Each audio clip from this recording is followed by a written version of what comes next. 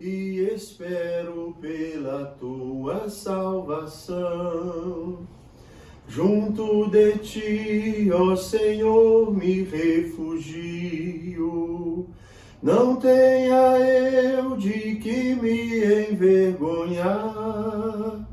Em tuas mãos, ó Senhor, eu me confio. Fiel e justo, Senhor, vem me livrar. Eu me entrego, Senhor, em tuas mãos e espero pela tua salvação. Seja bem-vindo, meu irmão e minha irmã, em mais esse passo que nós estamos dando no caminho da Sagrada Escritura para conhecer e rezar a partir dessa palavra que é Espírito e vida. Eu comecei cantando hoje um canto que é tradicional na igreja, muito antigo. Esse canto foi baseado no Salmo 30, ele é o Salmo 30. Está aqui na Sagrada Escritura, que eu tenho nas mãos. O número 30 está entre parênteses e o número fora, em caracteres maiores, é o número 31. Eu comecei cantando para dizer do lugar que os salmos também ocupam na Igreja Católica. Esse é um canto que é usado em alguns momentos celebrativos na igreja, mas para dizer também, começando hoje, da diferença de numeração que a gente encontra em algumas Bíblias. Já falei no vídeo anterior, mas gostaria de reforçar hoje, é importante para a gente aprender algumas coisas a respeito disso. E aí nós temos que nos situar em alguns termos que em outros vídeos eu já trabalhei, mas precisamente eu quero lembrar hoje e trabalhar um pouquinho mais rápido, mas para a gente aprender essa diferença de numerações. A Bíblia 70 ou Septuaginta, que nós vamos ouvir em alguns momentos, foi a versão da Bíblia hebraica traduzida em algumas etapas para a língua grega, entre o século III a.C. e o século I a.C. Por quê? Porque naquela época a língua vigente, na maioria dos lugares, era o grego. Muitos dos judeus mais jovens estudavam ou aprendiam o grego nos trâmites da vida normal e tiveram que aprender essa língua também na Sagrada Escritura. Por isso, da Bíblia hebraica, a tradução para o grego ficou conhecido como 70 ou Septuaginta. Em vídeos anteriores eu explico por que se chama 70. E essa tradução foi feita em Alexandria. É a mais antiga tradução da Bíblia hebraica para o grego. Nós vamos aprender por que nós estamos vendo esses termos. A Septuaginta, ou 70, desde o século I, é a versão clássica da Bíblia hebraica para os cristãos de língua grega. E foi usado também como base para diversas traduções da Bíblia. Eu quero lembrar que essa tradução para o grego foi usada também em Israel, porque na vigência daquele tempo, o grego era uma língua muito difundida quando estava acontecendo a dominação dos gregos sobre a nação de Israel, na época de Alexandre o Grande e nos séculos posteriores ali. Essa tradução inclui alguns livros não encontrados na Bíblia hebraica, quer dizer, além da tradução do hebraico para o grego, foram acrescentados outros livros. E a gente já aprendeu também em outros vídeos por que outros livros foram acrescentados. Muitas Bíblias da Reforma Protestante seguem o cânone judaico, ou seja, os livros escolhidos dentro do judaísmo, e excluem esses livros que foram adicionados. Entretanto, católicos romanos incluem esses livros no seu cânon, é aquele conjunto de livros aprovados para estar na Sagrada Escritura, e também as igrejas ortodoxas usam todos os livros conforme a 70. Em outros vídeos, se você conferir, você vai aprender por que a Igreja Católica adotou esses livros que foram adicionados na época da tradução do hebraico para o grego. E por que eles não foram adicionados nas Bíblias protestantes. Então, essa tradução é a tradução que se chama 70, ou Septuaginta. A Vulgata. A Vulgata é a tradução para o latim da Bíblia, escrita nos finais do século IV e início do século V por São Jerônimo. Foi pedido a ele pelo Papa Damaso I e ela foi usada pela Igreja Cristã e ainda é muito considerada, a Vulgata. Então a Bíblia foi traduzida para o latim por São Jerônimo, na época do Papa Damaso I, e essa tradução ficou conhecida como Vulgata. Nos seus primeiros séculos, a igreja se serviu sobretudo da língua grega. Foi nesta língua que foi escrito todo o Novo Testamento, incluindo muitos escritos cristãos de séculos seguintes.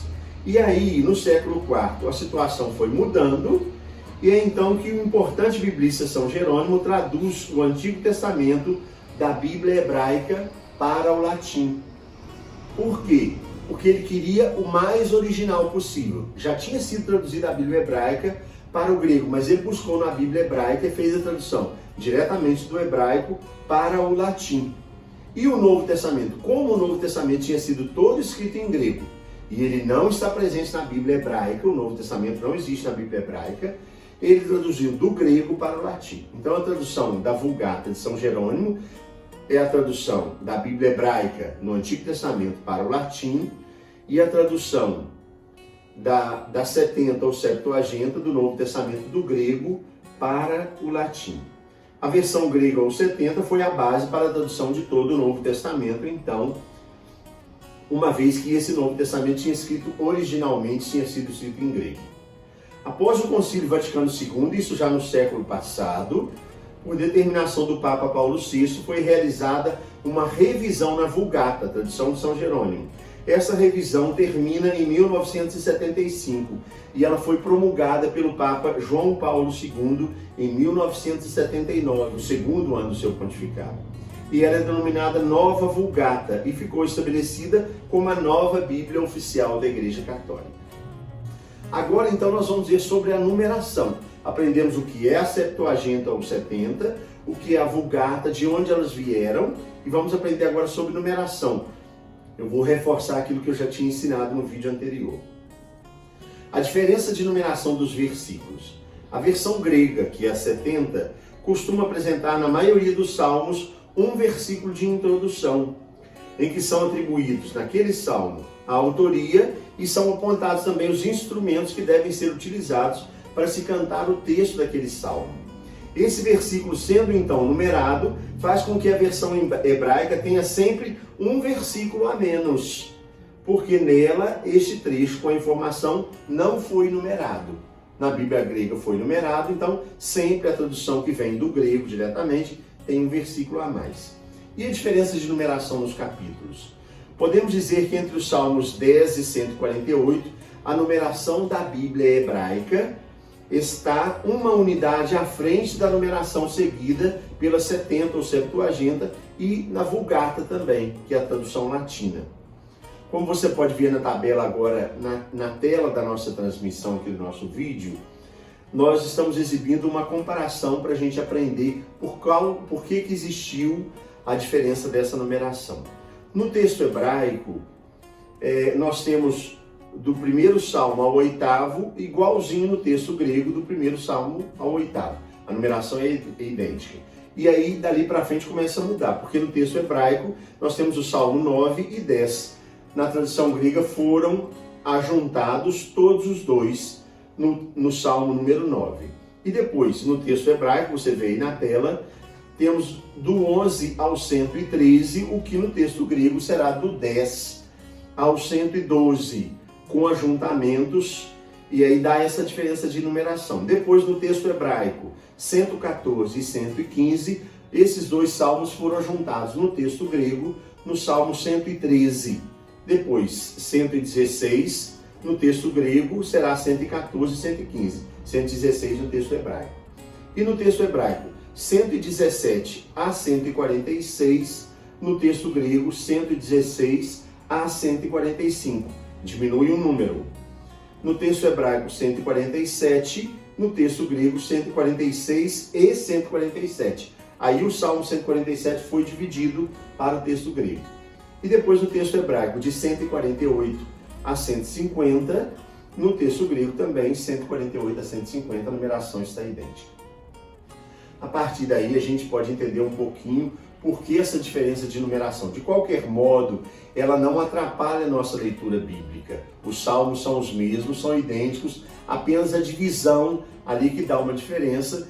E aí os críticos católicos já encontraram alguns erros que precisaram ser consertados na Vulgata, como eu dizia, com a revisão determinada por Paulo VI, depois promulgada por João Paulo II. A nova Vulgata já traz uma numeração mais correta, por isso a minha Bíblia, que é uma Bíblia católica, é a Bíblia do Peregrino, ela traz as duas numerações, a numeração externa, parênteses, e a numeração que está no parênteses. Sobre o uso dos salmos. No cristianismo e o judaísmo utilizam o livro dos salmos como um livro de orações e de cânticos. E é também citado esse livro dos salmos no Alcorão como um verdadeiro perfume, um acalento, um bálsamo para a alma. Veja que o Alcorão é o livro do islamismo, o livro sagrado do islamismo, considera o livro dos salmos, eles são citados como bálsamo para a alma. No judaísmo, nós ouvimos falar dos cânticos dos degraus. São os salmos que formam uma coleção de 15 cânticos, ou 15 salmos, entre os salmos 120 e 134, incluindo 120, por isso dá 15. Essa coleção também é chamada de salmos de romagem, olha que bonito, ou cânticos das subidas. Nós vamos entender agora o que significa romagem.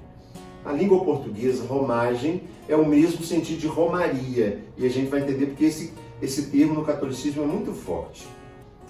Nós não sabemos com exatidão o significado da designação cânticos dos degraus. Existem algumas suposições. Alguns dizem que os cânticos de degraus fazem referência ao retorno do exílio babilônico, quando os judeus estavam subindo do cativeiro, vindo da escravidão. Tradições antigas também falam desses 15 salmos como referência aos 15 degraus que levavam do pátio das mulheres para o pátio dos israelitas no templo, o pátio dos homens. Então, os levitas iam cantando esses salmos sobre os degraus, na medida em que subiam, atravessavam o pátio das mulheres e iam para o pátio dos israelitas do sexo masculino. Essa é uma suposição. O mais provável é que esses cânticos dos degraus eram salmos usados pelos peregrinos que iam para Jerusalém, como determinava a lei de Moisés. Eles tinham de participar pelo menos uma vez ao ano das grandes festividades que aconteciam no templo. Daí se explica melhor a expressão salmos de romagem, isto é, salmos de peregrinação. De acordo com a lei de Moisés, os judeus deviam ir a Jerusalém pelo menos uma vez no ano. Esses judeus partiam das cidades, das aldeias, de onde eles viviam, em direção ao Monte Sião. Alguns vinham da Palestina e outros vinham de lugares muito mais distantes. Então, de acordo com a lei mosaica, os judeus deviam ir a Jerusalém pelo menos em uma das grandes festas que aconteciam durante o ano para a adoração no templo. Os judeus partiam das cidades onde eles viviam em direção ao Monte Sião, que então é subida, geograficamente é uma grande subida. Não se esqueça que em Israel tem a cidade de Jericó, que está a 300 metros abaixo do nível do mar, é a cidade mais baixa do planeta Terra. Os judeus não vinham só de Jericó, é claro, mas de outros lugares na Palestina e tinham que subir em direção ao Monte Sião, onde ficava Jerusalém. Além de vir da Palestina, outros vinham de lugares muito distantes. Então esses salmos eram recitados na medida que caminhavam em direção a Jerusalém. E olha que bonito, recitados de cor. Eu fiquei pensando, por que isso? Para as pessoas não ficarem só conversando para a estrada fora. Isso me fez lembrar as nossas procissões em que nós rezamos, cantando. Olha que bonita a herança católica dessa caminhada e dessa peregrinação que eles faziam em direção a Jerusalém. Então, na época das grandes festas, os judeus se reuniam em caravanas e seguiam para Jerusalém em romagem ou romaria, esse é o termo usado também. Vocês se lembrem que José e Maria foram em romaria para Jerusalém e quando voltaram, pensaram que no grupo, na caravana, estava Jesus, com algum amigo, com algum parente, em outras famílias, porque era muita gente descendo de Jerusalém, voltando em direção a Nazaré, para onde eles iam. Então isso lembra a peregrinação, a romaria. Os judeus também iam em família e os judeus romeiros levavam suas ofertas e os animais que seriam sacrificados. E durante a caminhada cantavam cânticos a Deus, o Senhor, Javé, recitavam esses hinos, os salmos. Esses cânticos eram justamente os cânticos dos degraus, que serviam como um inário de viagem. na medida em que ir a Jerusalém significava uma grande subida em direção ao Monte Sião. Por isso, Cânticos das Subidas. Na Igreja Católica, os 150 salmos formam o núcleo da oração cotidiana, chamada Liturgia das Horas, também conhecido por ofício divino. E a organização dessa liturgia remonta a São Bento de Núrcia, que fundou a Ordem dos Beneditinos. Se você tiver acesso ao livro da Liturgia das Horas, eu tenho meu, na verdade não é um livro, são 4 livros bem volumosos. A base da Liturgia das Horas são os cânticos ou recitação dos salmos distribuídos durante todo o ano. São muito bonitos, são leituras bíblicas para reflexão, para meditação e para o canto riquíssimas. A base são os salmos. E aí também na Igreja Católica nós tivemos uma outra herança a partir dos salmos. Olha que interessante. A oração conhecida como Rosário, com as suas 150 Ave-Marias, forma-se por analogia com os 150 salmos do ofício católico. Por quê? Essa prática remonta ao século XI, ao século XI, quando os religiosos que não sabiam ler e, portanto, não podiam recitar o ofício divino, a Liturgia das Horas, recitavam o Pai Nosso e a Ave Maria, substituindo o ofício do coro. Estes monges recitavam 150 Ave-Marias, referindo-se aos 150 salmos. Esse era chamado Saltério de Maria. E aí o dominicano Alain de la Roque propagou a recitação do Rosário depois em todo o século XV, para aquelas pessoas que não sabiam ler e não tinham condição de aprender de cor, passaram a recitar os 150 as 150 Ave-Marias do Rosário, fazendo referência aos 150 salmos. Outra forma muito popular é organizar as listas de salmos por finalidade. Então a gente tem salmos para serem rezados em muitas ocasiões, como festas, doenças, colheitas, funerais, momentos de júbilo, de alegria e momentos penitenciais. O salmo que Davi pede perdão, por exemplo, é um salmo que é usado sempre em celebrações penitenciais. Quando eu dizia no Salmo 30, no início estava cantando, é um salmo de entrega. A gente tem o hábito de cantá-lo em momentos fúnebres para entregar o nosso irmão, a nossa irmã falecidos que estão ali. Qual que é o valor espiritual dos salmos? Eu recolhi esse pequeno texto da Bíblia de Jerusalém. Na introdução ao livro dos Salmos está escrito assim: não é preciso irmos muito adiante para falar da riqueza espiritual dos salmos. Eles foram as preces, achei bonito quando a Bíblia lembrou isso, eles foram as preces do Antigo Testamento, quando o próprio Deus inspirou os sentimentos que os seus filhos deveriam ter a seu respeito e as palavras que eles deveriam se servir ao se dirigirem a Ele mesmo, o próprio Deus. Os salmos foram recitados por Jesus, por Maria, pelos apóstolos, pelos primeiros mártires, porque também eles faziam suas peregrinações, porque eles também faziam suas orações. A igreja cristã fez dos salmos a sua prece oficial e fez sem alteração aqueles gritos de louvor, de súplica e de ação de graças, arrancados de dentro do coração dos salmistas, nas circunstâncias da sua época ou da sua experiência de vida pessoal, aquilo que eles estavam vivendo. Eles se tornam cânticos, hinos e orações de caráter universal, pois exprimem a atitude que todo homem deve ter diante de Deus. Sem alteração nas palavras, mas com enriquecimento do sentido na nova aliança, o homem e a mulher fiéis louvam e agradecem a Deus que lhes revelou o segredo da sua vida íntima, que o resgatou pelo sangue do seu Filho e infundiu neles o Espírito. Na recitação litúrgica católica, cada salmo termina com a doxologia trinitária: glória ao Pai, ao Filho e ao Espírito Santo, como era no princípio, agora e sempre, pelos séculos dos séculos. Amém. Isso não durante a liturgia da missa, porque aí o salmo é recitado ou cantado sem essa doxologia. Mas a liturgia das horas, no ofício divino, sempre é acrescentado glória ao Pai, ao Filho e ao Espírito Santo. As súplicas antigas então se tornam mais ardentes depois que a última ceia, a cruz e a ressurreição, ensinaram ao homem que o amor infinito de Deus, a universalidade e a gravidade do pecado, a glória das promessas feitas aos justos. As esperanças cantadas pelos salmistas se realizam. O Messias veio, ele reina e todas as nações são chamadas a louvar o nome do Messias, também através dos cânticos e hinos que estão expressos nos Salmos. Nós terminamos assim o nosso caminho através do livro dos Salmos. O passo que deve ser dado e considerado agora é que você deve rezar os Salmos, cantar os Salmos e talvez estudar um pouquinho esse que é o maior livro da Bíblia. Eu desejo a você um bom caminho através da Sagrada Escritura, que é Espírito de vida.